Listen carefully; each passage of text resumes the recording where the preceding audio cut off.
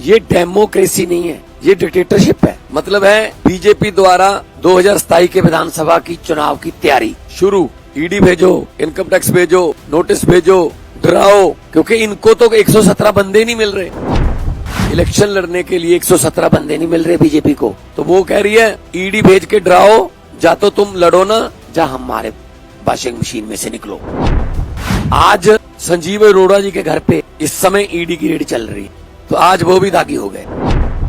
जैसे वो ऐड आती है ना, दाग अच्छे हैं, तो जो बीजेपी द्वारा लगाए गए दाग हैं वो अच्छे हैं। मोदी साहब का ध्यान होना चाहिए था कि कैसे देश में बेरोजगारी खत्म की जा सकती है, कैसे अच्छे स्कूल हो सकते हैं। इनका ध्यान है इसको सिक्योरिटी कम कर दो, इसकी सिक्योरिटी ऐड कर दो, इसके यहाँ ईडी भेज दो, इसके यहाँ सीडी भेज दो, इसके यहाँ पता नहीं क्या ईडीओ सीडीओ से ये, मतलब जब सरकार चलाने की बात आती है तो वाशिंगटन से, व्हाइट हाउस से ऑर्डर आते हैं कि आपको 1 महीने की इजाजत दी जाती है, आप यहाँ से तेल ले लो, आप यहाँ से एलपीजी ले लो, आपको 3 जहाज अलाउ किए जाते हैं, ये ले लो। तो फिर बिशप गुरु बनने चले थे, बिशप चेले बन गए हम तो।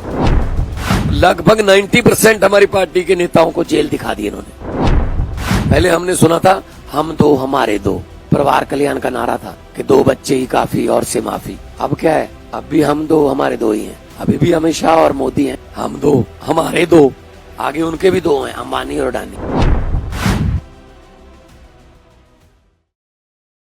हमारे देश को biggest democracy of the world कहा जाता है, दुनिया का सबसे बड़ा लोकतंत्र। यहाँ पर लोग अपनी मनपसंद की सरकारें चुनते हैं, और फिर फेडरल गवर्नमेंट है, फेडरल गवर्नमेंट हर स्टेट का जो बनता हक है वो उनको देती है, above the politics level, above the party level. लेकिन पिछले कुछ समय से जो हम देख रहे हैं कि लोकतंत्र का गला धीरे धीरे करके काटा जा रहा है। नॉन बीजेपी जितनी भी गवर्नमेंट हैं उनको चाहे तो सीधा डायरेक्ट सेंट्रल की तरफ से फंडिंग रोक के, चाहे गवर्नर्स के थ्रू किसी न किसी तरीके से उनको तंग किया जाता है। आम आदमी पार्टी को तो बहुत ही स्पेशल निशाने पर लिया हुआ है, क्योंकि आम आदमी पार्टी एक ऐसी पार्टी है जो बहुत तेजी से बढ़ रही है। नेशनल पार्टी बन गई है, सिर्फ महज 10 साल की उम्र है लगभग। तो ऐसे में बीजेपी का ये सोचना कि कांग्रेस को तो झेल लेंगे, कांग्रेस के साथ तो मिले भी हुए हैं ये, कांग्रेस को तो झेल लेंगे, लेकिन तीसरा कोई पैदा ना हो जाए, इस सिलसिले में उन्होंने दिल्ली में हमारे नेताओं पर ईडी के पर्चे बनाए, शराब घोटाले के पर्चे बनाए, हमारे बड़े बड़े नेताओं को जेल में किया। अरविंद केजरीवाल को जेल में दिया, एक सिटिंग सीएम को, हमारे डिप्टी सीएम को जेल में, हमारे राज्यसभा मेंबर संजय सिंह जेल में। जितने भी हमारे पर्दे के पीछे भी अगर काम करने वाले कोई कार्यकर्ता या कोई हमारे पॉलिसी मेकर थे, सबको जेल में दिया गया, डराया गया, धमकाया गया, बीजेपी ज्वाइन कर लो वरना मुश्किल हो जाएगी। तो जो ये डराने की, धमकाने की राजनीति है, ये लगातार जारी है पूरे देश में। बंगाल में डीजीपी से लेकर सारे अफसर बदल दिए, क्योंकि इलेक्शन है।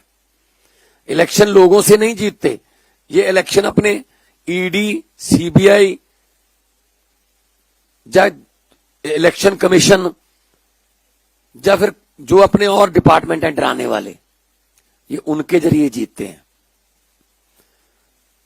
पिछले दिनों हमारे पंजाब से राज्यसभा सांसद अशोक मित्तल जी के यहां ईडी की रेड हुई।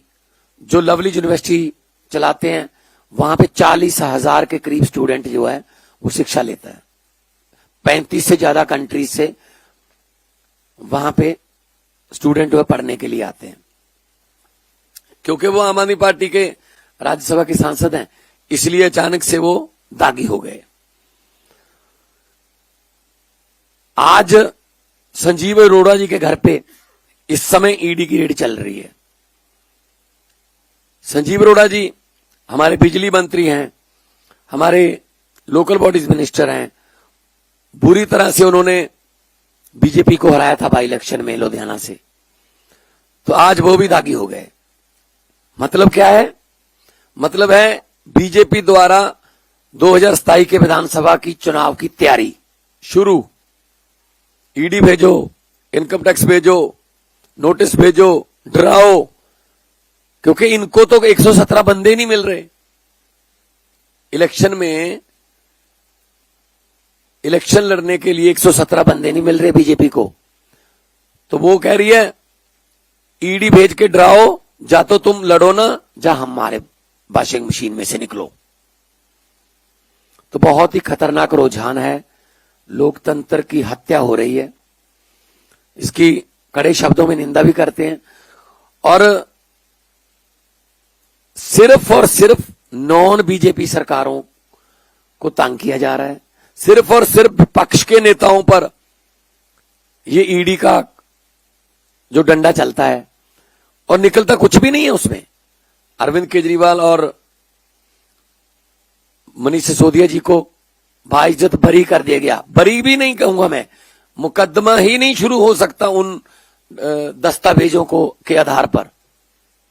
इसका मतलब इतना झूठा केस था कि मुकदमा ही नहीं हो सकता, लेकिन कहते हैं एक बार अंदर कर दो, बाद में इलेक्शन होने दो, फिर देखते हैं बाद में क्या होता है। हां, अगर कोई इनके आगे झुक गया,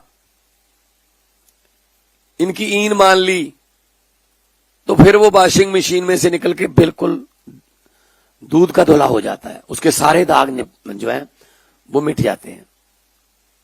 क्या ये डेमोक्रेसी है? क्या ये लोकतंत्र है? ये डेमोक्रेसी नहीं है, ये डिक्टेटरशिप है।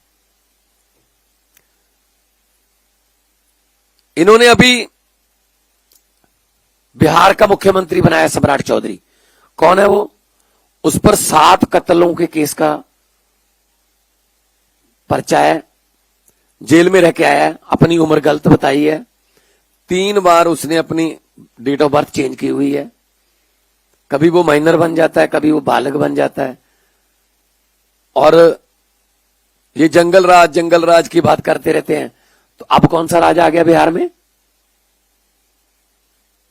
अब ये जंगल अच्छा है, जैसे वो ऐड आती है ना, दाग अच्छे हैं, तो जो बीजेपी द्वारा लगाए गए दाग हैं वो अच्छे हैं। जितना मर्जी ये हमें तंग कर ले, जितना मर्जी ये ईडी, सीबीआई, जो भी इनके पास एजेंसियां हैं भेज ले, लेकिन हम डरने वाले नहीं हैं। हम वो पत्ते नहीं हैं, खास तौर पे मैं कहना चाहता हूं, हम वो पत्ते नहीं हैं जो शाख से टूटकर गिर जाएंगे। आंधियों को कह दो अपनी औकात में रहें। हम डरने वाले नहीं हैं, हम वो मिट्टी से बने हुए नहीं हैं, हम किसी और मिट्टी से बने हुए हैं। अब पंजाब में इनको 1 या 2 सीट आती हैं विधानसभा में, अब पंजाब में उसको बढ़ाने के लिए ईडी का सहारा लिया जा रहा है। पंजाब में इनके पास कोई केडर नहीं है, कोई नेता नहीं है, इसलिए कांग्रेस से, अकाली दल से, जहां से मिलता ले लो। कांग्रेस का प्रधान ले लिया, कांग्रेस का एक्स सीएम ले लिया, कांग्रेस का एक्स खजाना मंत्री ले लिया, कांग्रेस का एमएलए ले लिया, कांग्रेस का एक्स एमपी ले लिया, मिनिस्टर ले लिए कांग्रेस के।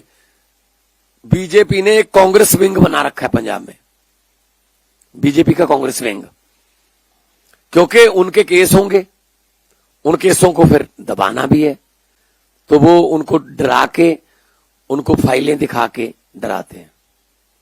ये लोकतंत्र है।